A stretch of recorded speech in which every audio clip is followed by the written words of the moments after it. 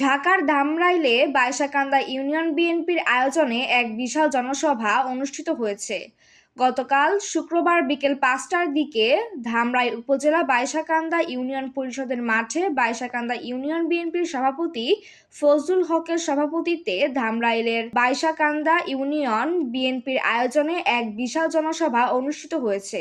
বিশাল জনসভায় প্রধান অতিথি ছিলেন বিএনপির জাতীয় নির্বাহী কমিটির অন্যতম সদস্য আলহাজ তমিজ উদ্দিন। প্রধান অতিথির বক্তব্যে তিনি বলেন, আমাদের দেশে কোনো সংখ্যালঘু নেই, হিন্দু মুসলিম ভাই ভাই। আপনারা ভোটারদের ঘরে ঘরে গিয়ে ভোট ভিক্ষা করেন। ফেসিবাদ আওয়ামী লীগের ধূসরদের হাত থেকে সাধারণ মানুষ আজ মুক্তি পেয়েছে। ধামরাইয়ে মাটি বিএনপির ঘাঁটি।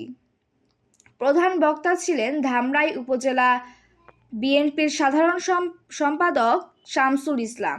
এ সময় উপস্থিত ছিলেন উপজেলা বিএনপির সহসভাপতি মোজাম্মেল হোসেন, সহ সাধারণ সম্পাদক আওলাদ হোসেন, সাবেক যুগ্ম সাধারণ সম্পাদক দেবাশিস চৌধুরী, বাইশাকান্দা ইউনিয়ন বিএনপির সাধারণ সম্পাদক আব্দুল খালেক, সাংগঠনিক সম্পাদক আতাউর রহমান, বাইশাকান্দা ইউনিয়ন বিএনপির সাধারণ সম্পাদক মোখলেসুর রহমান, ঢাকা জেলা যুবদলের সাবেক সাধারণ সম্পাদক ওয়ালিদ খান, ধামরাই উপজেলা ছাত্রদলের মাসুদ রানা আলহাজ আমজাদ হোসেন আঞ্জু, আব্দুল আলিম মেম্বার প্রমুখ।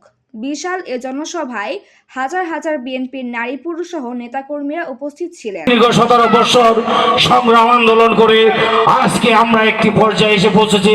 26শে ফেব্রুয়ারি একটি নির্বাচন হবে।